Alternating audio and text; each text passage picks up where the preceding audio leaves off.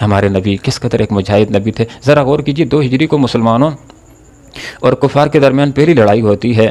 بدر کے میدان کے اندر جنگ ہوتی ہے کفار کے ساتھ اور مسلمان فتح یاب ہوتے ہیں. پھر 10 ہجری کو دنیا سے آپ صلی اللہ علیہ وسلم تشریف فرما جاتے ہیں. تو ان 8 سالہ دور کے اندر دیکھیں آپ صلی اللہ علیہ وسلم کی جہادی زندگی کے اوپر کہ 57 تو وہ جنگیں ہیں جس کے اندر آپ صلی اللہ علیہ وسلم، 27 تو وہ جنگیں ہیں کہ جس کے اندر آپ صلی اللہ علیہ وسلم خود بنفس نفیس شریک ہوئے جن کو غزوہ کہا جاتا ہے، اور 57 وہ جنگیں جن کو سریہ کہا جاتا ہے کہ آپ صلی اللہ علیہ وسلم کسی حکمت کی وجہ سے، کسی مصلحت کی وجہ سے مدینہ کے اندر رہ گئے تھے اور کسی اور کو جہاد کے اندر صاحب لشکر بنا کر کے، کمانڈر بنا کر کے بھیج دیا تھا. ایسے لشکروں کی تعداد 57 ہے. اب 27 کو اور 57 کو تھوڑا سا جمع کیجئے، 80 یا 82 تعداد بن جاتی ہے. اب 80 یا 82 کو 8 سالہ دور کے اوپر ذرا تقسیم کیجئے تو ہمارے سامنے یہ بات آ جاتی ہے کہ ہر 3 مہینے کے بعد یا ہر 2.5 مہینے کے بعد مدینہ سے ایک جہادی وفد نکلا کرتا تھا. آپ صلی اللہ علیہ وسلم اس کی خود نگرانی فرمایا کرتے تھے. محترم دوستو، محترم سامعین، یہ جہاد کا راستہ ایک عزت کا راستہ ہے، یہ قتال کا راستہ ایک غلبے کا راستہ ہے، یہ اعلاء کلمت اللہ کے لیے جہاد کیا جاتا ہے. محترم سامعین، ان سینکڑوں احادیث کے اوپر اور سینکڑوں آیات کے اوپر جو قتال کے بارے میں ہیں، عمل کرنے کی صورت کیا ہے؟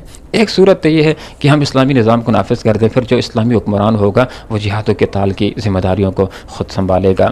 ان آیات کے اوپر عمل کرنے کی دوسری صورت یہ ہے کہ جہاں پر جس خطے کے اندر مسلمانوں کو ضرورت ہے وہاں پر آدمی جہاد کے لیے چلا جائے. اور ان آیات کے اوپر عمل کرنے کی دوسری صورت یہ ہے کہ آدمی خود نہ جا سکتا ہو تو کسی اور کو بھیج دے، اس کے گھر کے اخراجات کا انتظام خود اٹھا لے. اور ان آیات کے اوپر عمل کرنے کی صورت یہ ہے کہ جہاد کے لیے انسان چندہ کرنے کا اہتمام کرے. ان آیات کے اوپر عمل کرنے کی ایک صورت یہ ہے کہ جہاد کو موضوع انسان بنائے، اس موضوع کے اوپر بھی تقاریر کرے اور لوگوں کو فلسفہ جہاد سمجھائے کہ مسلمانوں کو فلسفہ جہاد کھوپڑیوں کو مینار بنانا نہیں ہوتا، بلکہ عدل کو قائم کرنا ہوتا ہے، انصاف کو قائم کرنا ہوتا ہے، دنیا سے ظلم کو ختم کرنا ہوتا ہے اور لوگوں کو جنت کا راستہ دکھانا ہوتا ہے اور جہنم کے راستے سے ان کو بچانا ہوتا ہے.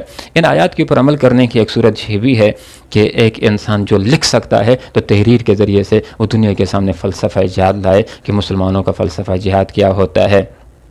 اور ان آیات کے اوپر عمل کرنے کی ایک صورت یہ بھی ہے کہ آدمی دعا کرے، یا اللہ جہاں پر مسلمان مجاہدین تیرے راستے کے اندر لڑائی کر رہے ہیں، یا اللہ سب کو مدد اور ان کی نصرت فرما. اور ان آیات کے اوپر عمل کرنے کی ایک صورت یہ بھی ہے کہ انسان نیت کر لے.